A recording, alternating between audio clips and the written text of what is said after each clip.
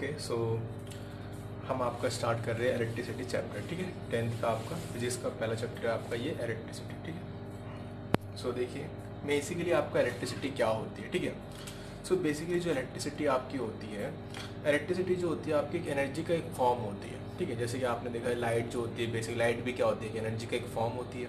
उसी तरह आपकी इलेक्ट्रिसिटी भी क्या होती है, it is a form of energy. ठीक है, एनर्जी का एक फॉर्म होती है बस। जैसे कि हम इसी यही फॉर्म को और एनर्जी के डिफरेंट, आपके पता है आपको एनर्जी के डिफरेंट डिफरेंट फॉर्म्स होते हैं और हर एक फॉर्म्स क्या होते हैं आपस में कन्वर्टिबल होते हैं। आप इलेक्ट्रिकल एनर्जी से आप मैकेनिकल एनर्जी क्रिएट कर सकते हो, मैकेनिकल एनर्जी से आप इलेक्ट्रिकल एनर्जी बना सकते हो, इलेक्ट्रिकल एनर्जी से आप लाइट एनर्जी कन्वर्ट कर सकते हो, लाइट एनर्जी को आप इलेक्ट्रिकल एनर्जी में कन्वर्ट कर सकते हो।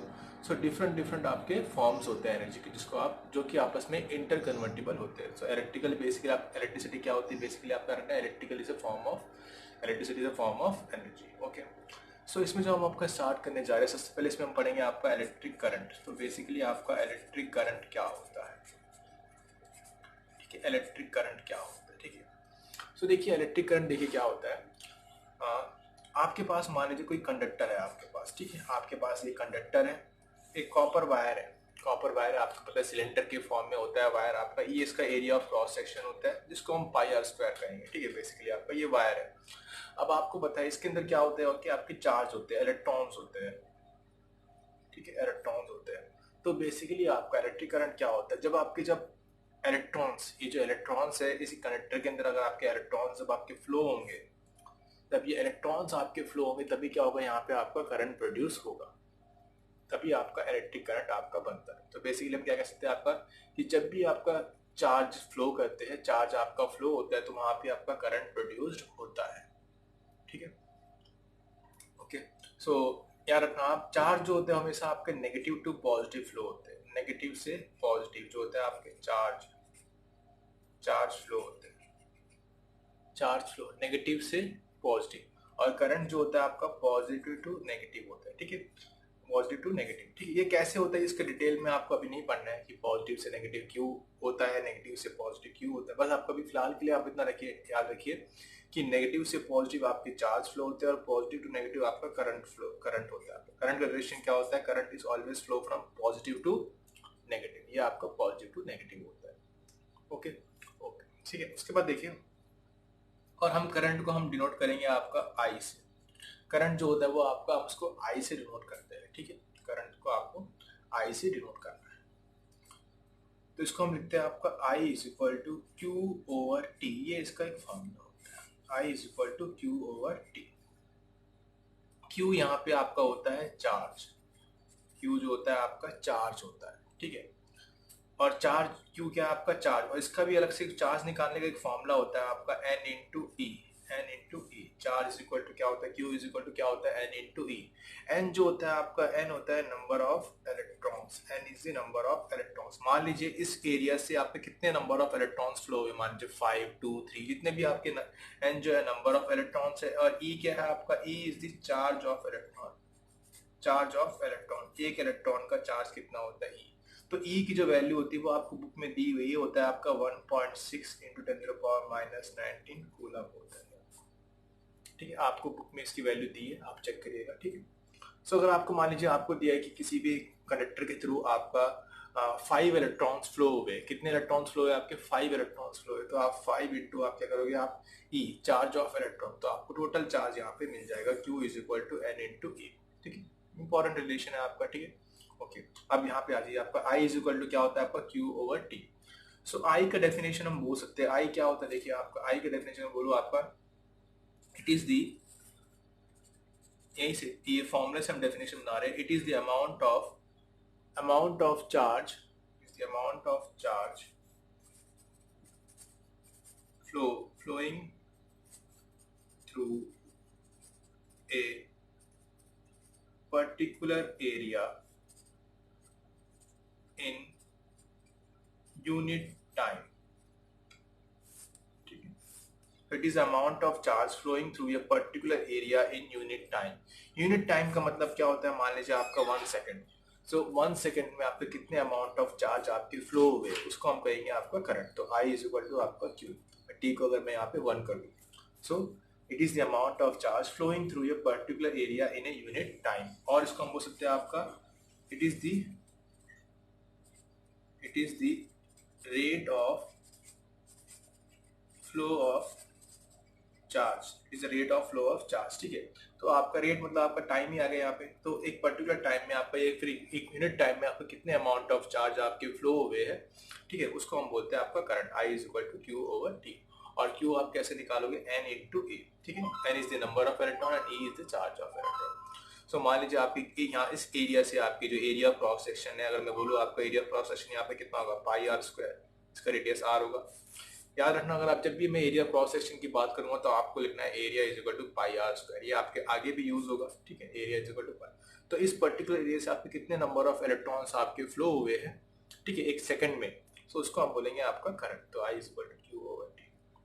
ओके, सो इसकी जो एसआई यूनिट होती है, ठीक है, एसआई यूनिट ऑफ करंट। तो एसआई यूनिट ऑफ करंट कितनी होती है आपकी, इसको आप निकाल सकते हैं यहाँ से, Q ओवर T होता है। ठीक है, Q क्या है आपका चार्ज, और चार्ज की यूनिट होती है आपकी कूलम।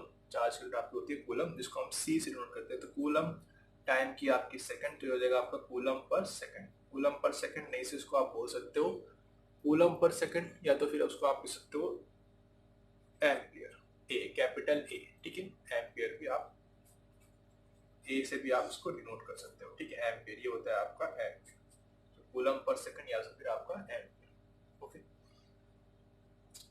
अब देखिए जो आपका करंट होता है, ठीक है,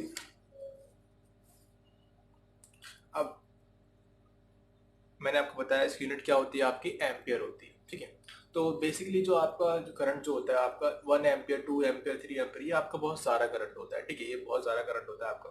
तो हम यहाँ पे अगर स्मॉल करंट की बात करें तो स्मॉल करंट को आप डिनोट करोगे, स्मॉल करंट को आप ऐसे लिखोगे, कोई भी आपका स्मॉल करंट आपकी बुक में आपको दिया होगा, सो ये दिया होगा आपको 1 मिली एम्पियर। स्मॉल करंट को हम मिली में लिखेंगे, आपका मिली एम्पियर। मेनली हम मिली एम्पियर, माइक्रो एम्पियर, इसी में आपको करंट को मेजर करते हैं। सो मिली जो है यहाँ पे स्मॉल एम जो मैंने यहाँ पे लिखा है, ये आपका मिली है। सो 1 मिली एम्पियर आपका होता है 10 टू द पावर -3 एम्पियर। मतलब आपका 1 एम्पियर, 1 मिली एम्पियर मतलब आपका 0.001 एम्पियर होता है। ठीक है, 1 मिली एम्पियर का मतलब आपका 0.001, क्योंकि आपका ये होता है 1 milli ampere is equal 10 to the power -3 ampere. 1 milli ampere, milli मतलब आपका 10 टू द पावर -3। ये तो आपका यहाँ पे माइक्रो एम्पियर होता है, इसको हम लिखते हैं आपका 10 टू द पावर -6 एम्पियर। ये आपका माइक्रो एम्पियर होता है 10 टू द पावर -6। ठीक है, ओके। सो ये जो आपका जो करंट होता है, इसको फ्लो करने के लिए आपको एक क्लोज्ड पाथ की रिक्वायरमेंट होती है। ठीक है, उसको हम बोलते हैं आपका सर्किट, उसको बोलते हैं इलेक्ट्रिक सर्किट। सो मैं यहाँ पे एक सर्किट बना देता हूँ आपको। देखिए, ये मैंने यहाँ पे एक बल्ब कनेक्ट किया है, ये एक डिवाइस होती है जिसको हम एम मीटर कहते हैं। ठीक है, एम मीटर, इसको सीरीज में कनेक्ट करते हैं। ये सीरीज और पैरेलल क्या होता है वो भी मैं आपको बताऊंगा, आगे आप पढ़ोगे इसी में। तो बेसिक मैं बता रहा हूँ आपका, ये होता है आपका एम मीटर। ये आपकी इंस्ट्रूमेंट होती है जिससे हम करंट को मेजर करते हैं। ठीक है, मेजरिंग डिवाइस होती है ये। यहाँ पे ये बैटरी लगाई है मैंने, यहाँ पे आपका ये की है, ये स्विच है आपका। अगर मैं इसके अंदर यहाँ पे डॉट बना रहा हूँ तो मतलब ये आपका क्लोज स्विच है, मतलब ये क्लोज्ड है। तो आपका यहाँ पे ये बल्ब क्या करेगा, आपका ग्लो करेगा, मतलब इसमें आपका करंट फ्लो होगा। ये बैटरी का पॉजिटिव और ये आपका नेगेटिव टर्मिनल है। ठीक है, बैटरी और सेल में आपका डिफरेंस होता है। यहाँ पे आपकी, अगर आपका सिर्फ एक पॉजिटिव और एक नेगेटिव है, ये आपका सेल होता है। ठीक है, और जब हम 2 और मोर सेल को हम कनेक्ट करते हैं तो आपका वो एक बैटरी बनती है। ठीक है, यहाँ पे 2 सेल्स आपने कनेक्ट किए तो ये एक बैटरी है, पॉजिटिव से नेगेटिव। ठीक है आपका, सो ये आपका यहाँ पे इसमें करंट आपका ऐसे फ्लो होगा, पॉजिटिव से नेगेटिव। सो ये जो कंप्लीट जो पाथ है, ठीक है, the continuous path for an, और या फिर the continuous path for an electric current is called electric circuit. ये होता है आपका, इसी को बोलते हैं इलेक्ट्रिक सर्किट। तो ये जो है आपका, ये एक इलेक्ट्रिक सर्किट है। इसमें जो ये जो आपका जो यहाँ पे लगाया है ये बल्ब, ठीक है, ये जो स्विच आपका लगाया है यहाँ पे, ये जो होते हैं ये सर्किट के एलिमेंट्स होते हैं जो सर्किट में हम लगाते हैं। ठीक है, तो ये कंप्लीट एक कंटिन्यूअस पाथ है, कंटिन्यूअस पाथ है, फिर एक कंप्लीट पाथ जो होता है आपका करंट के लिए, इसमें आपका करंट फ्लो होता है, उसी को हम बोलते हैं आपका इलेक्ट्रिक सर्किट। तो ये आपका इलेक्ट्रिक सर्किट होता है। सो इसी में आपका करंट फ्लो होता है। अगर आप यहाँ पे कहीं पे इसको ब्रेक कर दोगे तो ये आपका करंट कंप्लीट पाथ नहीं होगा, तो इसमें आपका करंट फ्लो नहीं होगा। ठीक है, सो ये आप करंट की डिवाइस आपकी होती है एमीटर, और ये आपका एक इलेक्ट्रिक सर्किट, ठीक है। सो ये आपका बेसिक था, ठीक है, इलेक्ट्रिक करंट के बारे में। आपने बस आपको यहाँ पे दो फॉर्मूले आपने स्टडी किए, तो I इज इक्वल टू आपने Q/T, और Q जो होता है आपका N इंटू E, ठीक है। सो जितना अमाउंट ऑफ चार्ज आपका फ्लो होता है कि, ठीक है, एक यूनिट टाइम में, उसी को हम बोलते हैं आपका करंट, ठीक है। I is equal to Q/T, okay. तो इसके बेस पे ये जो क्वेश्चन, ये जो आपको फॉर्मूला है I is equal to Q/T, इसके बेस पे आपको बुक में एग्जांपल क्वेश्चन दिए होंगे, वो एग्जांपल क्वेश्चन आप सॉल्व करने ट्राई करिए, ठीक है। Okay, thank you.